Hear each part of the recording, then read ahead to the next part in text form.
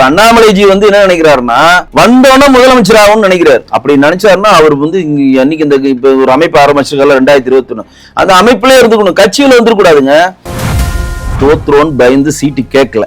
ரெண்டாவது அவர் ஏன் சீட்டு வேணாம்னு நினைச்சாருன்னா சீட்டை நம்ம வாங்கினா சொத்து கணக்கு கண்டிப்பா தேர்தல் கமிஷன்ல கொடுக்கணும். ஏன்னா இன்னைக்கு அவர் தொண்டாமுத்தூர்ல வாங்கின சொத்து பெரிய சர்ச்சையா போயிட்டு கல்யாணராமன் என்னென்ன பேசுறா உங்களுக்கே தெரியும். கல்யாணராமன் சொன்னதை உங்கள்கிட்ட முன்வைக்கிறேன். அதையெல்லாம் பொது வழியில வந்தா எல்லாமே டேட்டாவா வந்துரும்ன்ற பயந்து அவர் நிக்கலையா அப்படின்ற ஒரு கேள்வி கூட நம்ம எழுப்புறோம். நீங்க 4 வருஷமா இங்க தமிழ்நாட்டுல பிஜேபி வளர்க்கல, பிஜேபி திட்டங்களை சொல்லல, மோடிஜி அவர் புகழை பரப்பல, ஓட்டு வாங்குறதுக்கான கட்டமைப்பை ஏற்படுத்தல. உங்களை நீங்கள் வளர்த்து உங்களுக்கான கோஷ்டியை வளர்த்திருக்கீங்க. அதுதான் எங்களுக்கு வரக்கூடிய கோபம், வேற ஒண்ணும் கிடையாது. 11% எடுத்தீங்களா அண்ணாமலை மூஞ்சிக்கு போட்ட ஓட்டா? பாரத பிரதமருக்கான வேட்பாளர் தேர்தல் அது. ராகுல் காந்தியா மோடியான்ற வேட்பாளர். நீங்க போய் ஓட்டு கேட்கறது உங்க வேலை. நீங்க உங்களுக்காக ஓட்டு போட்ட மாதிரி ஒரு பிம்பத்தை கிரியேட் பண்றீங்க. அண்ணாமலைஜி இந்தியாவோட பிரதமர் அவங்க ஓட்டு போட்டாங்களா? பாரத பிரதமருக்காக போடப்பட்ட ஓட்டுங்க. நாயனார் நாகேந்திரன் வந்து ஏடிஎம்கே இருந்து இங்க வந்தார், வந்துட்டு இங்க ஜெயிச்சார். 2021 ஜெயிச்சு உள்ள போனாலும் நாயனார் நாகேந்திரன் ஜியை விட வானதி சீனிவாசன் மேடம் வந்து எக்ஸ்பீரியன்ஸ் ஆனாலும் பிஜேபி பொறுத்தவரை அகில இந்திய மகளிர் அணி தலைவராக இருந்தவங்க, பார்லிமெண்ட் போர்டில் இருக்கிறவங்க. ஆனா சட்டமன்ற தலைவர் யார் கொடுத்தாங்க? பிஜேபி சட்டமன்ற தலைவர் நாயனார் நாகேந்திரன் கொடுத்தாங்க. ஏன்னா அவர் 2 டைம் எம்எல்ஏ இருந்தவர்.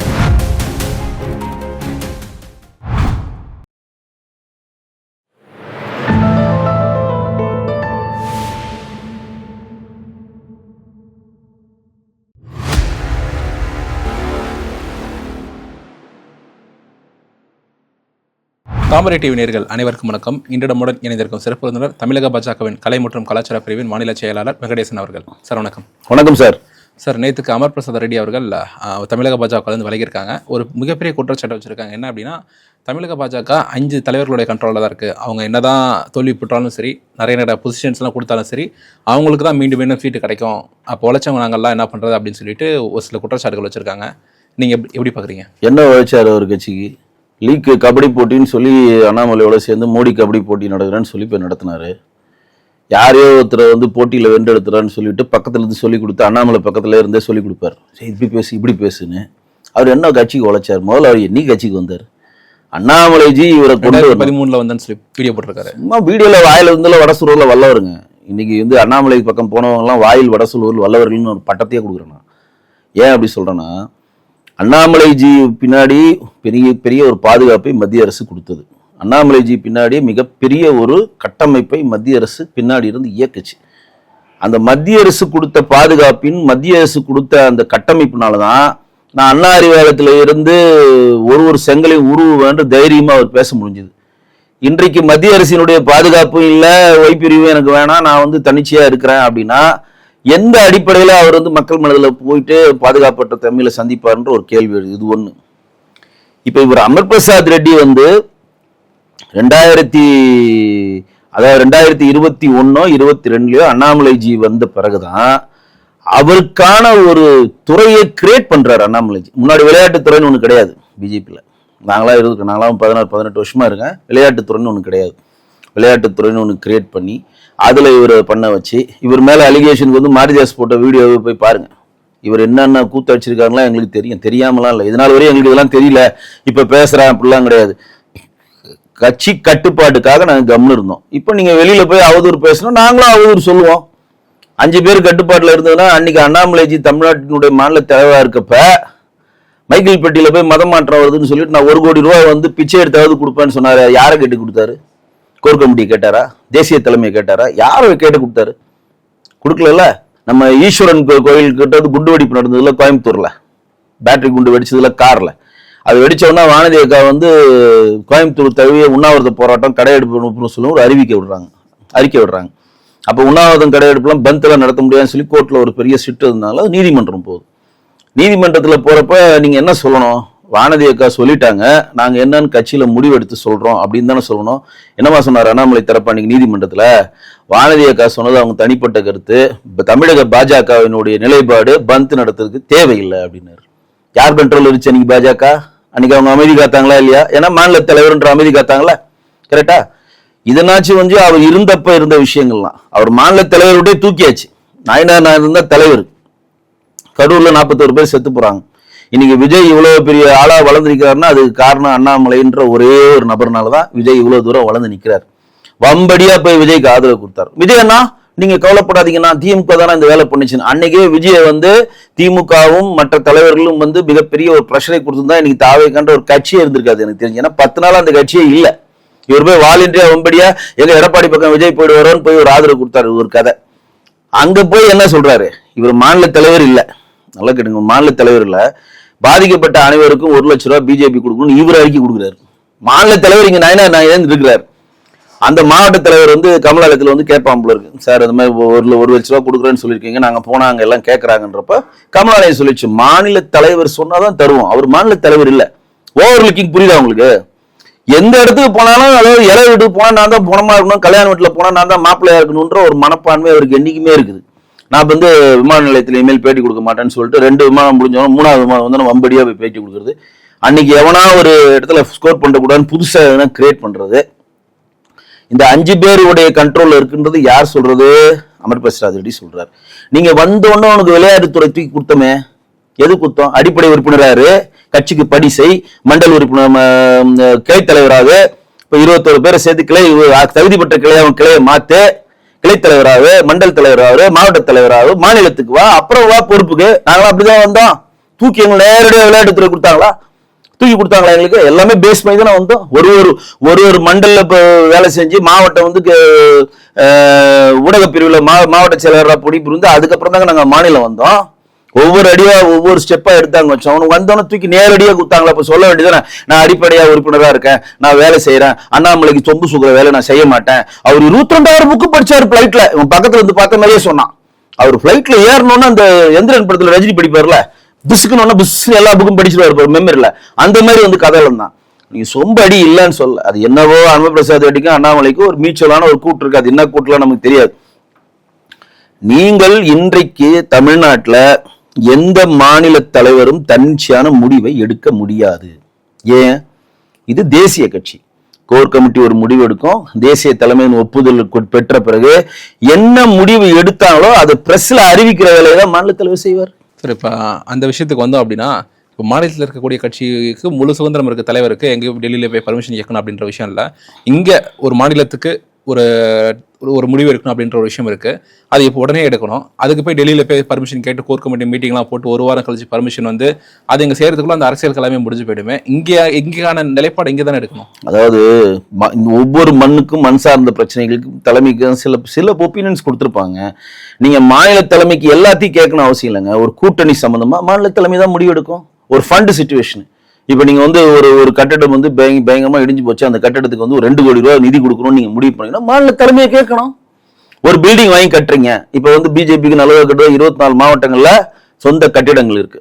சக்கரவர்த்தி அவர்களுடைய முயற்சியால் தான் அது நடந்துட்டு இருக்கு. இந்த மாதிரி ஒரு கட்டிடம் கட்ட போறோம், இடம் சீப்பா வருது, நீங்க இடத்துக்கான பணத்தை தான் மாநில தலைமை கொடுக்கும், கட்டிடத்தை நம்ம தான் கட்டணும், இதுதான் ரூல். அந்த மாதிரி இருக்கு. அந்த மாதிரி கேட்கலாங்க, அதெல்லாம் தவறு இல்லைங்க. எல்லா விஷயத்தையும் கேட்கணுன்றது முடிவு இல்லை, ரொம்ப முக்கியமான முடிவு. இப்போ ஒரு கட்சியில முக்கியமான ஒருத்தரை நீங்க தூக்குறீங்க, அவருடைய செயல் சரியில்லை அப்படின்னா, இடையில கூட கேசவராஜ் ஒரு அறிக்கை விட்டுருந்தாரு, ஒரு கிளை தலைவரோ ஒரு மண்டல் தலைவரோ தூக்குறதா இருந்தா கூட கமலாலயத்தில் இருக்கக்கூடிய அந்த கண்காணிப்பு குழுல வச்சு ஆஜராகி அவர் செய்த குற்றங்கள் உண்மை நிரூபிச்சாதான் தூக்க முடியும், யாரையும் கட்சியை விட்டு தூக்க முடியாதுன்னு ஒன்று சொன்னாங்க. ஏன் அப்படின்னா, எல்லாருக்கிட்டையும் பவர் செக்டர் கிடையாதுங்க. எல்லாத்துக்கும் நீங்க டெல்லியை டிபெண்ட் பண்ணி தான் இருக்கீங்க. இது டெல்லி கட்சி, பாரதிய ஜனதா கட்சின்றது தேசிய கட்சி, இது கழக கட்சி கிடையாது. தேவையான எல்லா விஷயத்துக்கும் ஒப்புதலில் டெல்லியோட ஒப்புதல் வேண்டும், அதுல மாற்றே கிடையாது. அதுக்குதான் உங்களுக்கு அரவிந்த் மேடி ஆகட்டும், சுதாகர் ரெட்டி ஆகட்டும், அரவிந்த் மேனன் போட்டிருக்காங்க, சுதாகர் ரெட்டி போட்டிருக்காங்க, பியூஷ் கோயல். ஏன் அப்படின்னா இவங்க எல்லாம் பாலமா இருப்பாங்க. ஒரு எக்ஸாம்பிள் சொன்னா, இப்போ இங்க ஒரு விஷயத்துக்கு அப்ரூவல் கேட்கணும், அப்ரூவல் கேட்க முடியல, உடனடியாக அந்த அப்ரூவல் கேட்க முடியல, அவங்கள ரீச் பண்ண முடியல.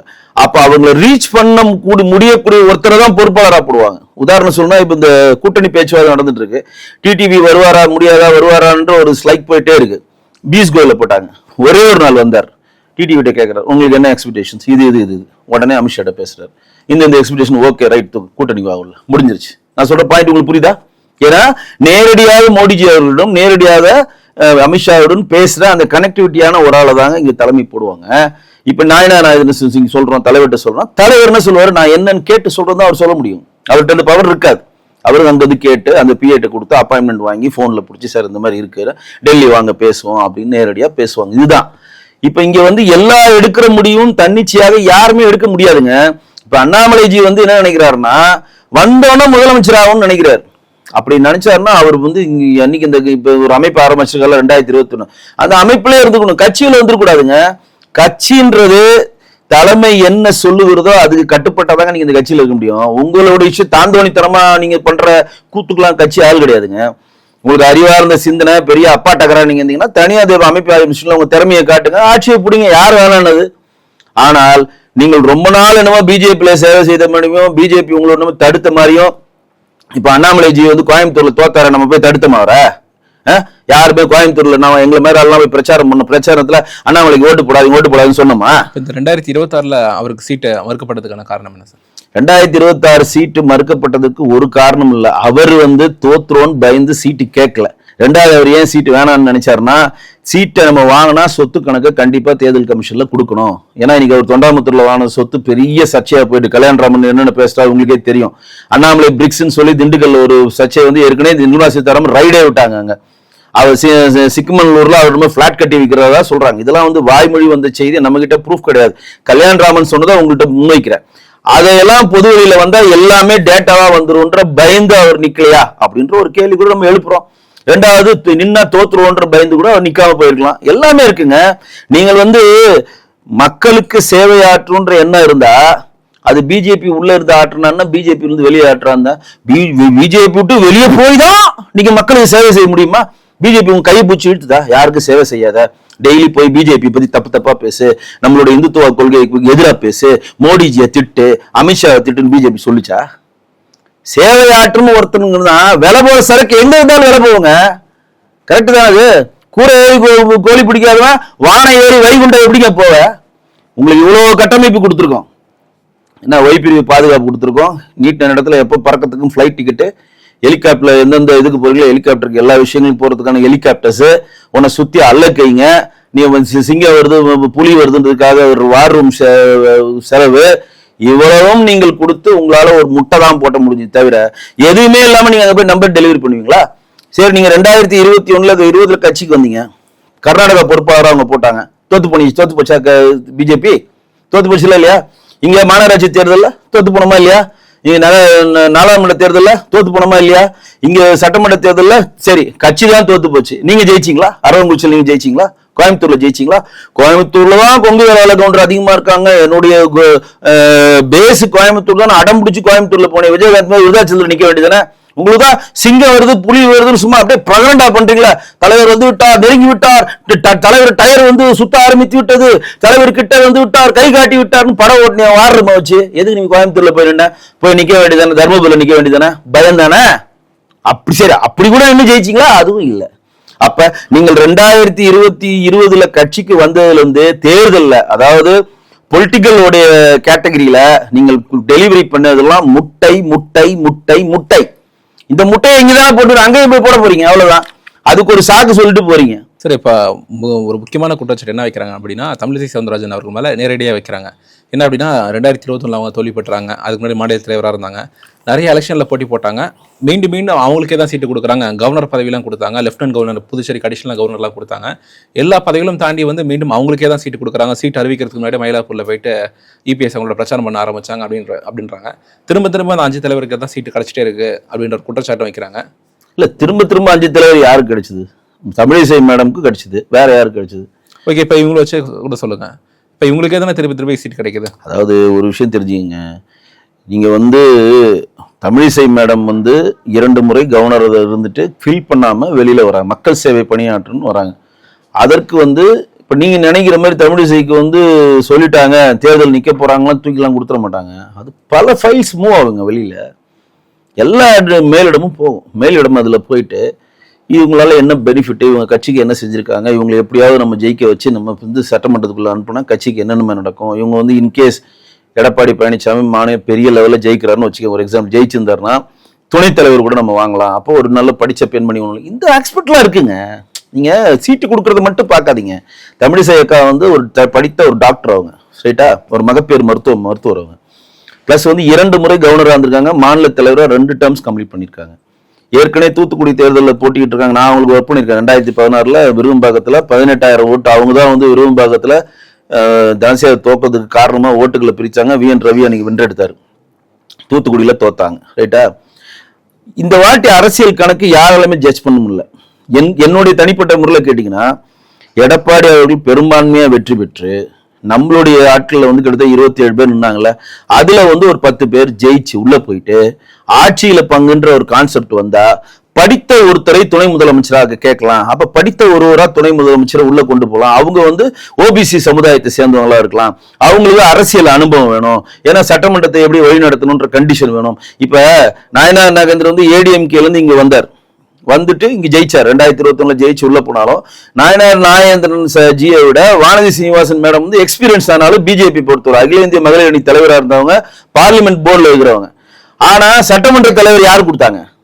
பிஜேபி சட்டமன்ற தலைவர் நாயனார் நாகேந்திரன் கொடுத்தாங்க. ஏன்னா அவர் 2 டைம் எம்எல்ஏ இருந்தவர். புரியுதுங்களா? அப்ப துணை முதலமைச்சர்னு ஒரு கான்செப்ட் வருதுன்னு வச்சு, இல்ல மந்திரி சபையில ஒரு இடம் கொடுக்குறோம், பெண்ணுக்கு தான் அந்த இடம் கொடுக்க போறோம் அப்படின்னு ஒரு கான்செப்ட் வரப்ப படித்தவரா இருக்கணும், மருத்துவரா இருக்கணும், பெண்ணா இருக்கணும், அரசியல் அனுபவம் இருக்கணும், ஏற்கனவே தேர்தல்ன்ற பக்கம் இருக்கும், சட்டமன்றத்தை பத்தி நல்ல எக்ஸ்பீரியன்ஸ் ஆனவங்களா இருக்கிறப்ப நம்ம இவங்களை யூஸ் பண்ணிக்கலான்னு தாங்க கொடுத்துருப்பாங்க. எவ்வளவு கணக்கு இருக்குங்க அதுல. இப்ப நான் சொல்றது வந்து இப்படி கூட இருக்கலாம் தான் சொல்றேன். சரிங்களா? நீங்கள் வந்து உங்களுக்கு சீட்டு கொடுக்க மாட்டேன்னு என்ன சொன்னாங்களா? நீங்க வந்து நின்னா தோத்துறோன்னு பயந்து ஓடுறீங்க. தோல்வியே கண்டாத மாதிரி நீங்க பயந்து நிற்கிறீங்க. நீங்க எடுக்கிறது எல்லாமே தோல்விதான். நீங்கள் இனிமேல் எடுக்க போறதும் தோல்விதான். இப்ப கூட சொல்றேன், இங்க இருந்து போன என்னுடைய சகோதரர்களும் ஒரு விஷயத்தை தெளிவு செய்ய விரும்புறேன். 2014 மேல மோடிஜி அவர்கள் பாரத பிரதமரா பதவியேற்றவுடனே ஆஹா பிஜேபி சென்ட்ரல்ல வந்துருச்சு, இந்த கட்சியில ஒட்டிக்கிட்டா நமக்கு எதுனா பெனிஃபிட் ஆகும்னு சொல்லி வந்து ஒட்டிக்கிட்டானுங்க பாருங்க. அவங்க தான் இன்னைக்கு அங்க போயிருக்காங்க. ஒண்ணு, இவர் அண்ணாமலைஜி வந்து தமிழ்நாட்டுல வந்து பாரதிய ஜனதா கட்சி 2020-21 சேர்றப்ப இந்த நம்ம அமர் பிரசாத் ரெட்டி மாதிரி நிறைய டிக்கெட் வந்துச்சு பாருங்க. இந்த டிக்கெட்லாம் இவர் பின்னாடி போனா இவர் குச்சியை வச்சு நெட்டு நம்மள மேல ஆக்கிடுவான்னு சொல்லி இதுவும் தான் போயிருக்காங்க. தவிர 2014 முன்னாடி சித்தாந்த ரீதியா பாரதிய ஜனதா கட்சியில் எங்களை மாதிரி ஆட்கள் இருக்காங்களா, அதுல ஒத்தவங்களும் போகல. ஒரு கிளை தலைவர் போனா உடனே வீடியோ எடுத்து போடுறான், கிளை தலைவர் நீங்க ரிசைன் பண்ணிட்டாரு அவர் அண்ணாமலைஜிக்கு. என்னங்க அவர் போய் என்னங்க ஆக போகுது? நீங்கள் வெளியில போனீங்கன்னா பிஜேபியை சேர்ந்த சகோதரர்கள், பிஜேபியில் இருக்க உறுப்பினர்கள் யாருமே அமைப்புக்கு வர வேணாம், அது என்னோட கட்சிக்கு நான் செய்யற துரோகம் சொல்ல உங்களுக்கு துப்பு இல்லைல்ல.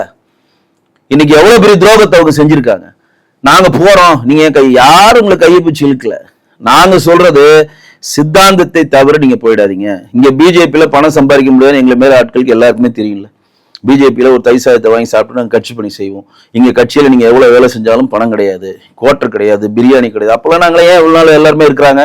தத்துவத்தின் அடிப்படையும் நம்மளோட இந்துத்துவ கொள்கைக்கும் நம்மளோட சனாதன தர்மத்திற்கும் தேசியமும் தெய்வீகம் என்ற அந்த கோட்பாடுக்கும் சப்கா சாத் சப்கா விகாஸ்ன்ற மோடிஜி அவர்களுடைய அந்த பங்களிப்புக்காக தன்னுடைய பங்களிப்பை நாங்க கொடுக்குறோங்க.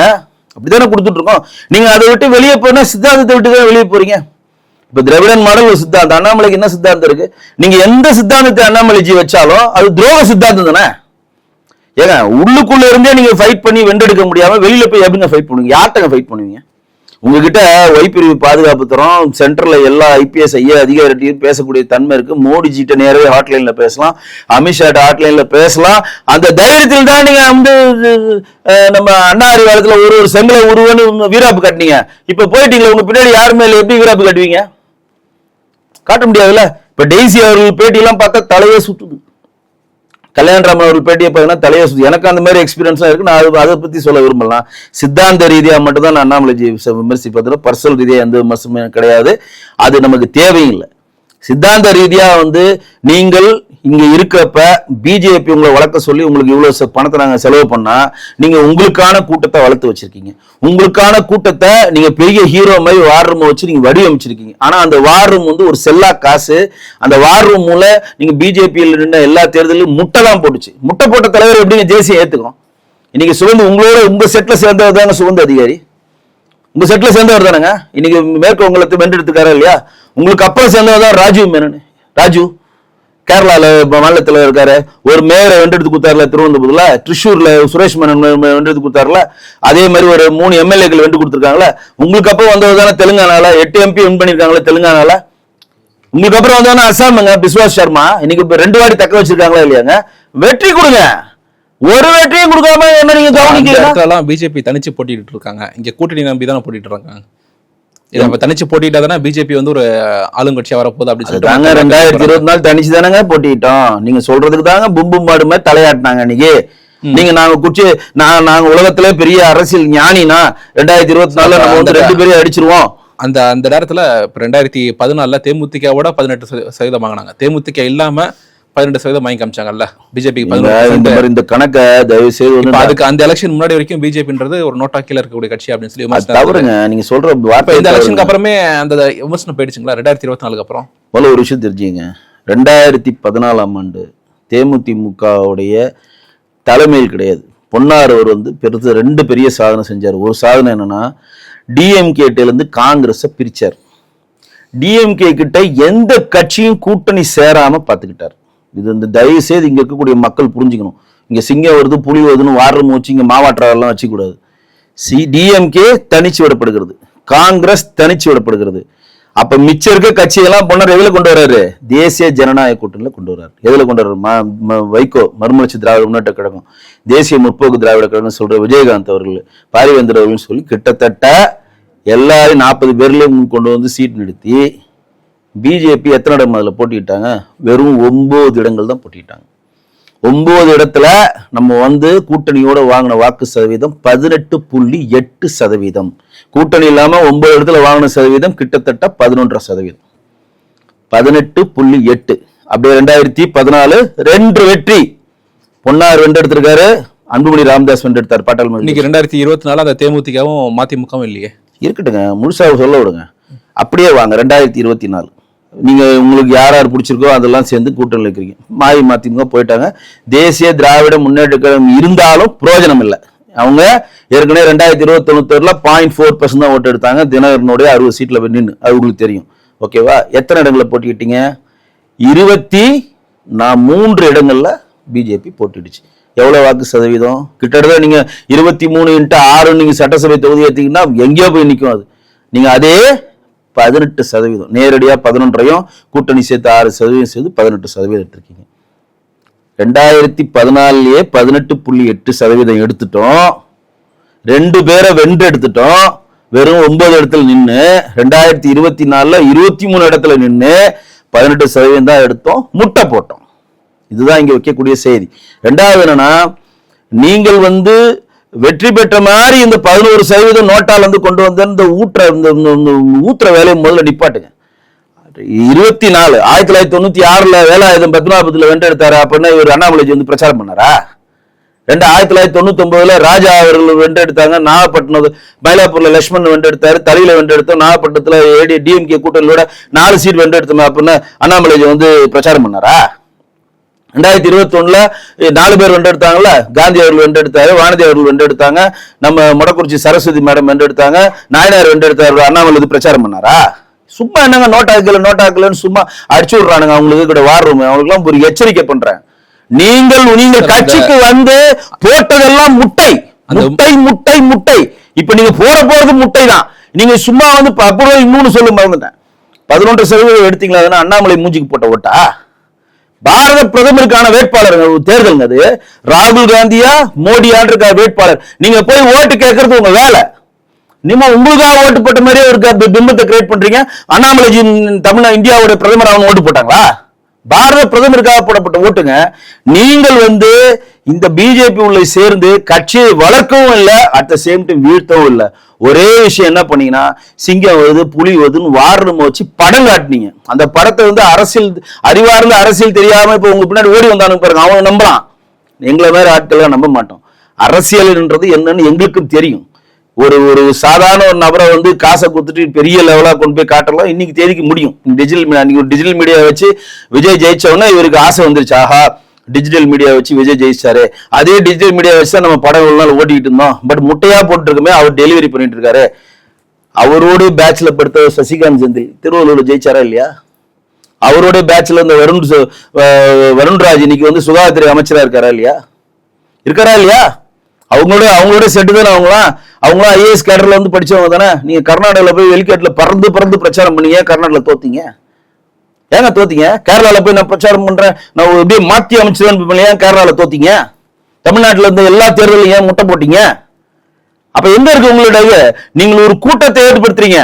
கிளம்புறப்ப தலைவர் வந்துட்டாருல, ஒரு 1000 பேர் ரெடி பண்ணல, மாவட்ட தலைவர் போயிடும், திபுதுன்னு எல்லாம் கூட்டம் தலைவர் வர ஒரு மாய பிம்பம் ஏற்படுத்துறீங்க. ஏன்னா சித்தாந்தத்தை அடிப்படையிலுடைய மோடிஜியோட திட்டங்களையும் நம்ம பாரதிய ஜனதா கட்சியினுடைய செயல்பாடுகளையும் திட்டங்களையும் நீங்கள் நம்மளுடைய தொண்டர்களுக்கு ஊட்டி இருந்தா உங்க பின்னாடி இத்தனை பேர் வருவானா? சிம்பிள் தான் நான் கேட்கறது. உங்க பின்னாடி இப்போ 15 லட்சம் பேர் இருக்கீங்க, அதுவும் துபாய் வருவன் தான். ஊர்ல ஒவ்வொருத்தர் 4 என்ட்ரி போடுறான், உலக நாடுகள்ல இருந்தெல்லாம் என்ட்ரி போட்டுக்கிறாங்க. அது எந்த அளவு உண்மைன்னு தெரியல, அது விடுங்க, அது தனி கதை. சித்தாந்தத்தின் அடிப்படையில் நீங்க கட்சியை வளர்க்காம நீங்க வளர்க்காத விஷயத்தினாலதான் ஆட்சி பொறுப்புக்கும் அதிகார பசிக்கும் உங்க பின்னாடி வரான். கருணாராஜ் எதுக்கு உங்க பின்னாடி வராரு? அவரு மோடிஜி பிரதமர் ஆனோன்னா பொன்னார் அவர் கூப்பிட்டு வர்றாரு. ஆஹா வாங்க கருணாராஜ், உங்களுக்கு வந்தோம்னா துணைத் தலைவர், அவருக்கும் துணைத் தலைவர் கொடுத்தாங்க. ஜமீலா கூப்பிட்டு வந்தார், அரசுகுமார் கூப்பிட்டு வந்தார், பொன்னார் 3 பேருக்கும் துணைத் தலைவர் கொடுத்தாரு. டிவியில பேசுற விவாதங்கள் பேசுற அந்த இதையும் வழங்கினார். அதுல ஜமீலா வந்து பிச்சுக்கிட்டு டிடிவி போயிட்டு நீங்க ஏடிஎம்கே போயிட்டாங்க, அரசுகுமார் பிச்சுக்கிட்டு டிஎம்கே போயிட்டாரு. இவர் மட்டும் இங்கேயே ஒட்டிக்கிட்டு இருந்தாரு. இவர் வந்து சரத்குமார் சமத்துவ மக்கள் கட்சியில இருந்து பிச்சுக்கிட்டு வந்தவர் தான். சரத்குமார் வந்தோன்னா இவர் டம்மி ஆயிட்டார். யாரு? கருணாராஜ் தலைவரங்கி வந்துட்டாரு. அப்ப இவர் டம்மி ஆயிட்டார். அப்ப இவங்க 2014 மேல இது தேசிய கட்சியா இருக்கு, ஆளுங்கட்சியா இருக்கு, இதுல ஒட்டிக்கிட்டா நமக்கு எதனா பெனிஃபிட் ஆகும் தான் வராங்க தவிர சித்தாந்த அடிப்படையில் வந்து பின்னாடி வரமாட்டாங்க. இதுதான் நான் வைக்கக்கூடிய கேள்வி. உங்க பின்னாடி வரவன் மோடிஜி அவர்கள் தொண்டனா இருந்தா, அமித்ஷா அவர்கள் தொண்டனா இருந்தா, வாஜ்பாய் அவர்கள் தொண்டனா இருந்தா, நம்மளுடைய ஒருங்கிணைந்த மனிதனையும் தீன்தயாள் உபாத்யாயோட ஒருங்கிணைந்த மனிதனுடைய சித்தார்த்தின் அடிப்படையில் பிஜேபி சித்தார்த்தின் அடிப்படை தொண்டனாக இருந்தா உங்க பின்னாடி வந்திருக்க மாட்டான். அப்படி வராருன்னா நீங்க 4 வருஷமா இங்க தமிழ்நாட்டுல பிஜேபி வளர்க்கல, பிஜேபி திட்டங்களை சொல்லல, மோடிஜி அவர் புகழை பரப்பல, ஓட்டு வாங்குறதுக்கான கட்டமைப்பை ஏற்படுத்தல. உங்களை நீங்கள் வளர்த்து உங்களுக்கான கோஷ்டியை வளர்த்திருக்கீங்க. அதுதான் எங்களுக்கு வரக்கூடிய கோபம், வேற ஒண்ணும் கிடையாது.